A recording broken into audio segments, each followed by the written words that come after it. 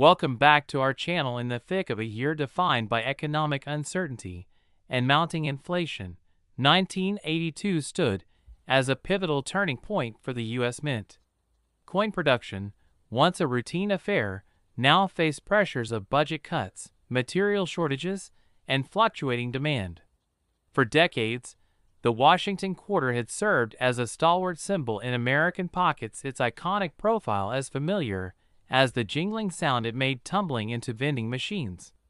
Yet amidst the chaos of that particular year, something slipped through the meticulous fingers of the mint, something minute, at first imperceptible, yet destined to disturb the orderly world of numismatics for decades to come.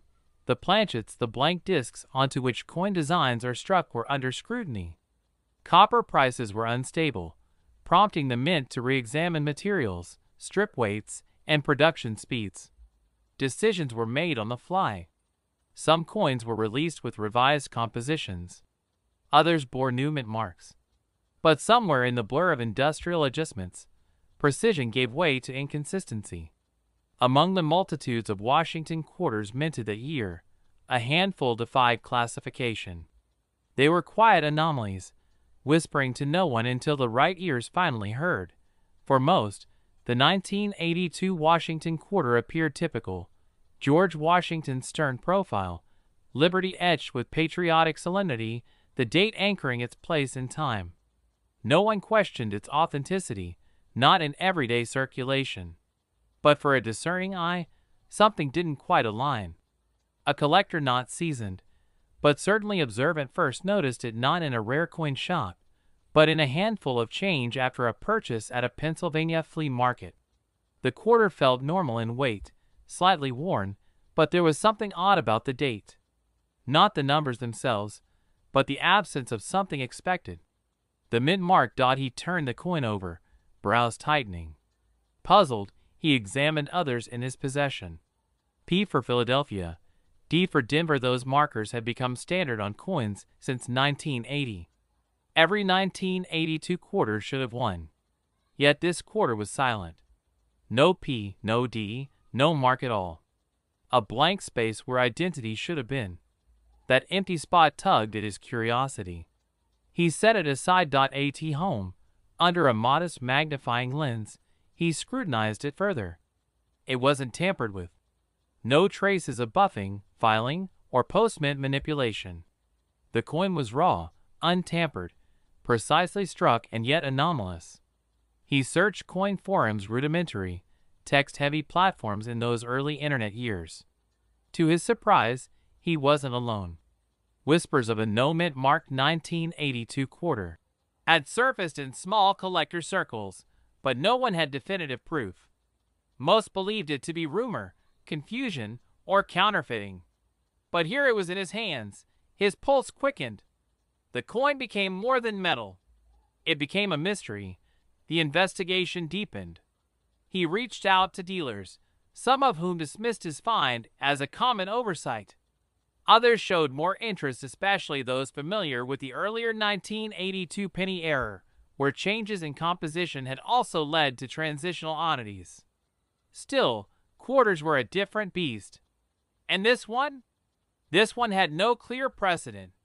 What he held might have been a misfeed on a mint press, an oversight in die preparation, or a transitional planchet pairing from an experimental batch. Time passed. More examples surfaced, though still rarely. A few collectors began to compare notes. The error, it seemed, was confined largely to Philadelphia minted quarters. That meant that the absence of a P mint mark, which should have appeared as per the post-1980 design changes, was not simply a glitch. It was a void left by design oversight or technical malfunction. But the scarcity of such examples gave weight to a growing suspicion. This wasn't a mass error. It was selective, fleeting, and perhaps intentional. Speculation turned to theory. Could it have been a test run? A short batch to recalibrate die alignment? Or perhaps it was the result of one particular coining press assigned for special handling? Some posited that the mint had pulled certain presses for maintenance, and in the shuffle, reinstalled older dies, missing the new mint mark update. But nothing was ever confirmed officially. The mint remained silent. No statement, no acknowledgement, no logs to explain the void, and so uncertainty became the coin's greatest asset. The market reacted slowly at first. Early offers for no mint mark 1982 quarters ranged from a few dollars to 20, depending on condition. Then, in numismatic circles, whispers turned to excitement when a graded MS-65 example appeared at a regional coin show. The bidding started humbly. It ended with gasps. Over $500 exchanged hands that day over a simple, $quarter coin whose only crime was saying too little. That sale set off a chain reaction. Every collector began examining their 1982 quarters more closely. Coin roll hunters launched quests, scanning banks and coin jars for that blank space beside Washington's neck. The thrill of the hunt made it more than valuable, it made it legendary. Prices continued to climb. MS-66 examples reached into the thousands. The coin was no longer just an error. It had become an icon, and yet value alone didn't explain the fever. It was the mystery, the lack of records, the enigma surrounding its origin. Unlike other errors, double dies, clipped planchets, or off-center strikes, this one bore no visible trauma. It was surgical in its silence, elegant in its defiance. A ghost in the machine, collectors began to debate.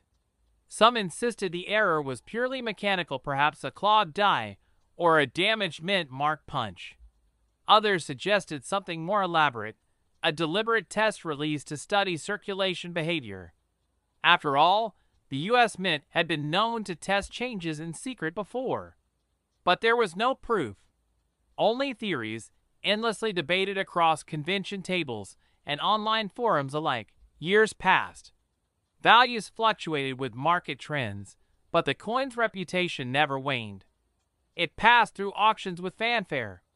In 2008, a particularly pristine specimen slabbed and certified crossed the five-figure threshold. That moment changed everything. The numismatic world took notice. Magazines published features. TV specials followed. Suddenly, the 1982 Washington quarter error wasn't just for insiders. It was public, but the story didn't end there. In 2016, a researcher digging through decommissioned mint records at the National Archives stumbled upon a stack of correspondence from 1982. Among the mundane details of procurement and scheduling, one letter stood out. It referenced an urgent need to revise obverse dies per director's instructions and advised temporary suppression of identifiers until standard alignment is assured. The wording was vague, bureaucratic, but to the trained eye, it hinted at a deliberate choice to run presses without mint marks, if only briefly. The letter changed the narrative. What was once assumed to be an error might in fact have been sanctioned, controlled. A temporary retreat to older design norms for the sake of alignment or machinery calibration. But this only deepened the mystery. Why suppress the mint mark quietly, and why no public acknowledgement? A new wave of interest surged. If the coin was intentional even for a fleeting moment, then its classification shifted. It was no longer a random error. It became a transitional variety, a deliberate decision during a chaotic moment in minting history. And that made it even rarer because intention implied limits, boundaries, purpose. Collectors and historians alike began reevaluating their terminology. Auction houses updated their lot descriptions. 1982 Nopi Washington quarter transitional variety, they began to call it. And with the rebranding came renewed fervor. Prices ticked upward again, spurred by curiosity and competitive acquisition. By 2020, near-flawless examples fetched upwards of $17,000, though the market remained cautious. Not every no-mint mark 1982 quarter was valuable. Only the genuine, authenticated few bore the full weight of the legend. And then came the twist. In 2022, an anonymous seller posted a listing for a pair of 1982 quarters on an elite collectors forum. One bore the usual P mint mark, clear and pronounced. The other was blank. Both coins, however, shared a peculiarity upon magnification. Their surfaces bore minute doubling around the date and motto.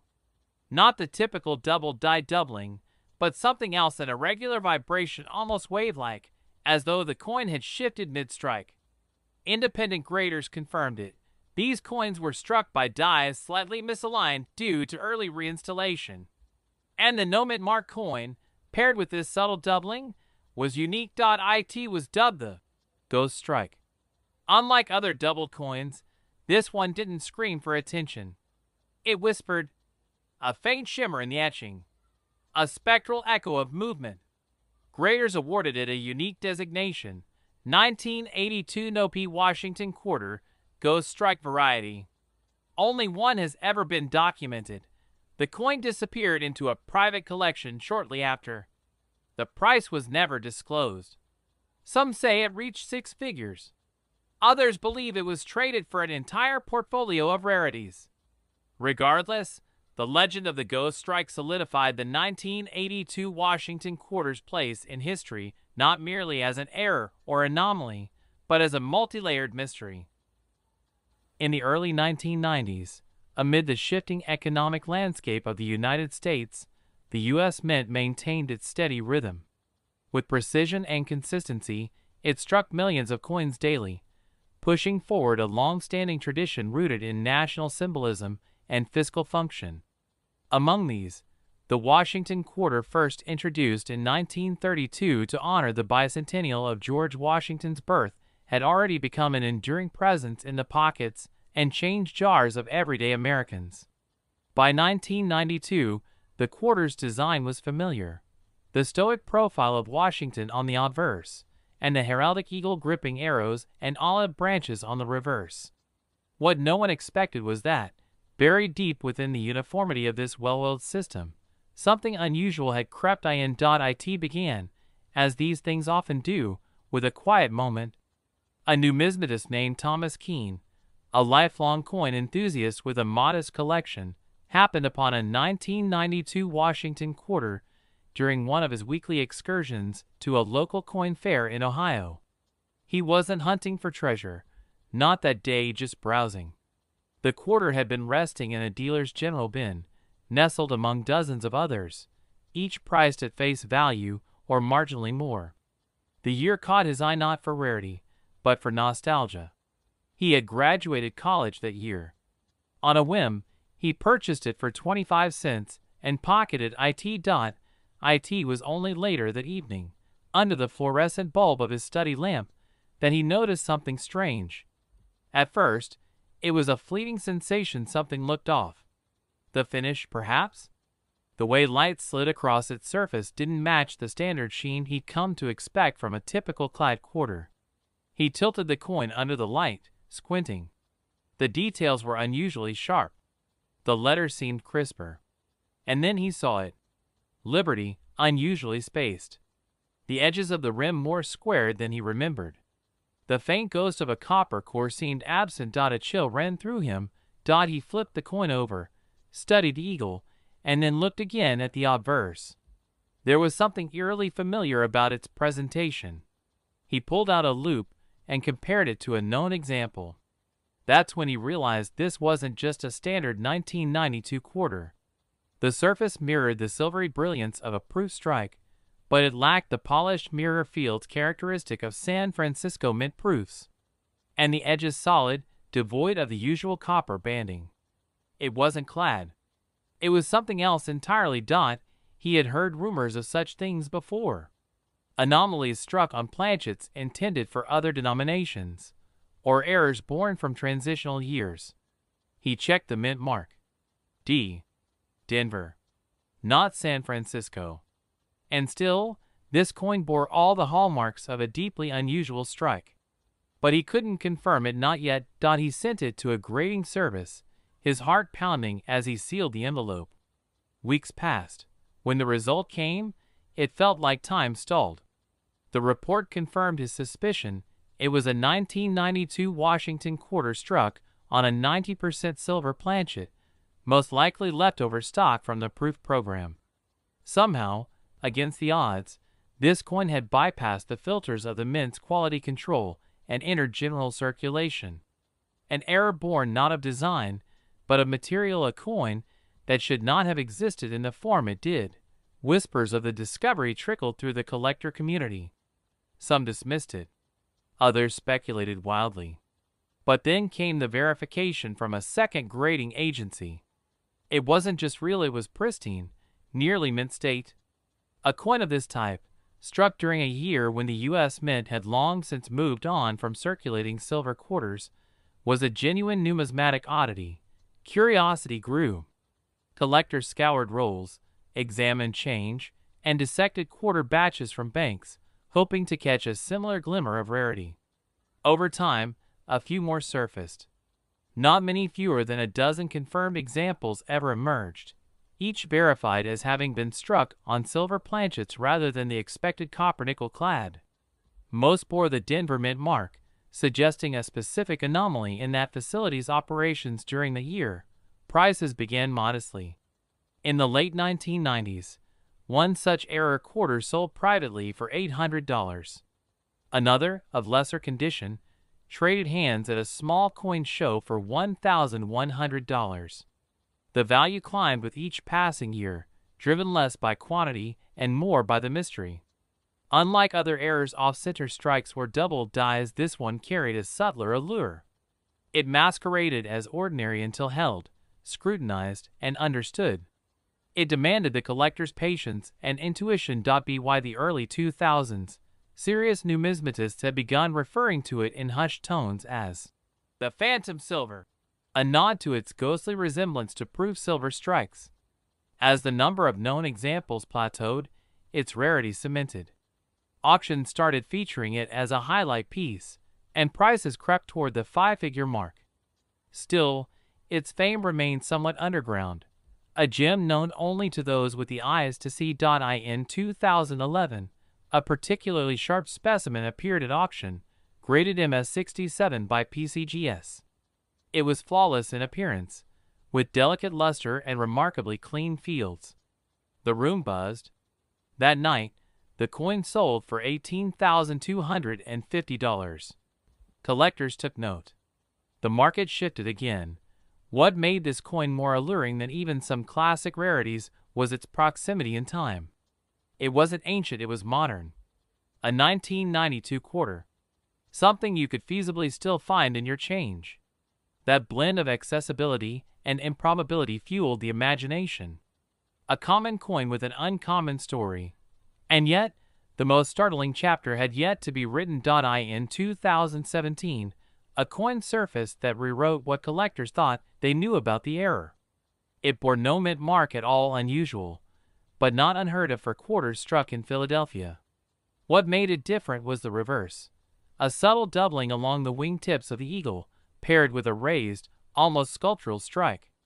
More intense than a business strike. Less polished than a proof. An intermediate hybrid. It sent a ripple through the community. Upon metallurgical testing, it was revealed the coin had been struck not on silver, but on an experimental alloy never approved for full production. Theories abounded. Some suggested it was part of a secret test run for a potential return to silver coinage during an era of fluctuating metal prices. Others posited it was a mint workers' illicit trial strike. Its origins remain speculative to this day, but the twist didn't end there. Inside the edge of this anomalous coin, visible only under high magnification, was a faint, microscopic groove. A groove consistent with the type used in 18th century edge lettering presses. A technology long obsolete. The coin, it seemed, had been handled or modified using an antique minting press component, possibly as part of an obscure internal test. The implications were staggering. A 1992 coin, intersecting both past and future in material and method. A chimera of mint history.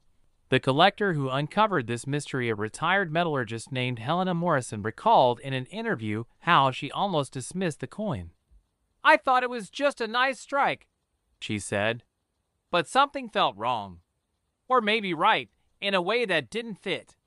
When the coin went to auction, it shattered expectations. Its provenance, verified by both physical characteristics and supporting documentation from a former mint technician who remembered similar test strikes in the early 90s, sealed its place in numismatic lore.it. Sold for $54,000 from a quarter, bought for 25 cents to one, commanding the price of a new car. The 1992 error had traveled far. But its value wasn't only in metal, rarity, or price. It was in the story, a tale hidden in plain sight, within a coin so common it could rest unnoticed in the palm of a stranger. Today, collectors still speak of it in quiet reverence. Stories circulate about unverified examples, hidden in bank vaults or dusty drawers, waiting to be discovered. The U.S. Mint, as always, remains cautious with its archives, neither confirming nor denying the full scope of the error. And so the story lives on, not quite closed, always tinged with the possibility of more. Every coin tells a story.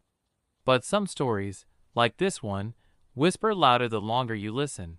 In the swirl of mid-1990s America, a time when pop culture thrived, the internet was budding, and the U.S. Mint was quietly preparing for the monumental 50 states quarter program set to launch in 1999. The production routines remained deceptively steady. By 1996, the classic Washington quarter design, in use since 1932, had become so stable that few expected anything unusual. That year marked the 64th consecutive year this iconic design circulated, yet beneath that familiar facade lay the potential for something extraordinary, a quiet mistake hiding in plain sight. Most 1996 quarters entered wallets, machines, and cash registers without fanfare. The obverse showed George Washington's dignified profile, liberty above, "In God we trust" to his left, and the year 1996 just below his ponytail. The reverse bore the spreading eagle standard fare. The coins came from Philadelphia, P. Mint Mark, Denver, D., and San Francisco, S. Proof and silver proof, totaling over 1.8 billion pieces. Coins-value.com, 1. Errorcoins.org, 2. But these ocean-sized mint runs hid the tiniest ripples, infinitesimal anomalies that would ripple outward years later. What if a collector found one of these seemingly ordinary coins and discovered a whisper of something rare? Imagine the moment, palm sweaty, heart thrumming, gloved fingers raising the quarter under a 10 times loop. Behind Washington's ear, a slight doubling. Or perhaps an unexpected raised line cracking across the eagle's wing. Familiar in appearance, but irregular in nature. Not enough for the average eye, but enough to send tremors through the collector's world. Because 1996 quarters, though common, had begun to reveal rare personalities, strained voices among the chorus. Our collector, let's call him Alex, first felt it during his annual routine, sorting rolls of quarters pulled from C-notes at the bank. He'd been chasing errors for years, but 1996 quarters were low priority. Until one evening, a quarter glinted under his desk lamp with an odd quality behind the ear, duplicated contours suggesting a double die obverse DDO. A quick search online revealed scant mention of exactly this phenomenon on a 1996 P. One article noted a rare DDO behind ear variety, and another reported it had sold for nearly $7,000 in mint state, marked money.tech 3. It felt impossible, yet undeniable history hiding in plain sight. That revelation sparked a deeper dive. Alex collected data, submitted images to numismatic forums, and talked with veteran graders. They confirmed the subtle but genuine double die feature, raised, rounded lines hugging the ear's inner contours, distinct from flat, machine doubling. That imprint could only come from a hub error when the master hub impresses twice with slight misalignment. Pennyverse.info, 4. It wasn't post-mint damage or wear. It was baked into the die before striking. The coin spelled its story without words. As word circulated, other errors emerged. Some 1996 quarters bore die cracks, visible fissures stretching from the eagle's left wing to the lettered rim, jagged roadmaps of planar stress. en.wikipedia.org, 5, marked money.tech 3. Others showed broad strike errors, planchets struck outside the collar, resulting in fan rims and flattened features. Coins.thefuntimesguide.com 6. A few even appeared struck on nickel cents or clad dime planchets, instantly qualifying as off-metal oddities worth substantial premiums. Coins.thefuntimesguide.com 6. Each discovery wove another layer. The doubling behind the ear became known as the 1996 PDDO variant. Die cracks were informally called eagle wing cracks or spitting eagle variants. Boards.ngccoin.com 7. Broad strikes got labeled generically. Off-metal strikes were rarer still, commanding hundreds at auction. Coins.thefuntimesguide.com 6. As collectors scoured rolls, these whispers became puzzles to piece together. In private circles, values shifted dramatically. An MS65 1996 PD $18 to $55 at MS66, occasionally spiking to $447 for MS68 specimens. Proofs fared too. 1996's clad proofs climbed to $48 at MS69, silver proofs to $334. CoinValueChecker.com 9. But the real intrigue lay in the error coins, the off-metal, the broad strike, the double die. Among them, the double die behind the ear remained the crown jewel. Alex reached a critical moment when he submitted his coin for third-party grading. The slab came back, PCGS MS65 DDO.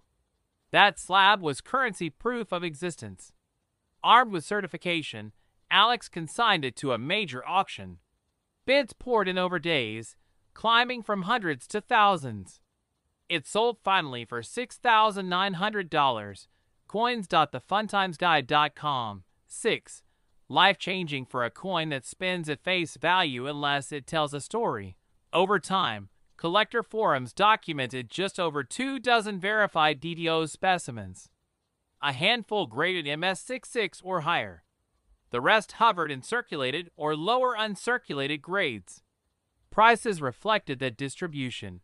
MS64 $1, 500, 2, 500, MS65 4, 000, 7, 000, MS66 8, 000, 12, 000, MS67 plus hopeful bids, but no confirmed sales yet. If a slabbed MS68 ever appears, it could shatter records. Meanwhile, the off-metal strikes fetch $100, $500 depending on severity and documentation. Broad strikes hovered at $10, $30 for minor errors, up to $200 for dramatic misfeeds. Coins.thefuntimesguide.com 6. Die crack spitting eagle coins sold mostly in the $20, $100 range for noticeable ones. Nothing compared to the double die's premium, but collectively these errors elevated the 1996 Washington quarter from everyday change to quiet treasure trove. Yet even as values soared, debate grew. Was the DDO an accident or a relic of the mint's shift to single squeeze hubbing? That process, implemented around 1996, aimed to reduce double die incidents, but ironically introduced other anomalies like wavy steps. en.wikipedia.org 10. The theory gained traction. A misfeed or a transient hub misalignment during the transition might have caused this doubling behind the ear. If true, it rooted the error in a technological pivot, a context that enriches the story. Another twist dimmed the excitement. In 2018, a collector surfaced a paired slab, one standard 1996 PMS66, one identical coin, except it bore the doubling behind the ear, and both shared near-identical die cracks, struck within hours of each other on the same press. That pairing bolstered the theory of a single die stage left in rotation before replacement, and it hinted at a coin production that allowed batch inconsistencies to seep into common circulation, magnified now by the speed and scale of modern minting. In 2021, the discovery of a single ghost DDO specimen, one with doubling faintly mirrored on the reverse eagle, stole the spotlight. Dubbed the Reverse Echo, the slab sold for $15,000 privately. Its whispered doubling echoed on both sides, a ghost haunting the coin surfaces. Now a second rumor emerged. 3 more might be in circulation, unrecorded. The pursuit turned frenetic collectors combing through vaults, rolls, archives of previously graded coins. Through each revelation, the 1996 Washington Quarter's narrative gained layers, from common pocket change to detective mystery, from error to artifact, from accident to historical footlight. The mint's silent evolution, hidden in its presses, had left a trace. The coin's voice had shifted from background chatter to commanding attention. By 2025, the market adapted. Auction houses designated specific subcategories. 1996 P. Washington Quarter, DDO behind ear, MS65 certified. A separate lane for broad strike and off-metal types. The grading standard raised bars. Authentic pieces required documentation, matching planchet samples, verified doubling by 2 independent experts, and clear certification. Counterfeits emerged, too, attempts to laser double post mint. But suspicious doubling appears flat and greasy, not raised and crisp. Experts advised caution, always slab and authenticate. Academic interest rose. Journals on minting technology referenced the 1996 DDO case when discussing single-squeeze hub transitions. Museum displays showcase slabs alongside contemporaneous mint reports noting hub maintenance in '96. The coin became a footnote in industrial design history, not just numismatics. Alex's coin eventually traded hands at a private sale in 2024, reportedly for $11,500. He had bought it in 2018 when a discovery sale closed at $3,200. From back-of-roll obscurity to a 5-figure nod, it had transcended its denomination. And across the collector community, the tale remained alive. A story of chance, technology, and patient exhumation of a secret. Today, some speculate, is the 1996 DDO the prelude to more hidden varieties and other dates? Will the 1997 or 1998 quarters hold surprises? Every year's annotation, every transition, holds potential. But for now, 1996 stands as a testament. Common coins can whisper legacies if we learn to listen. If you happen upon a 1996 P quarter, take a moment. Slip on a loop.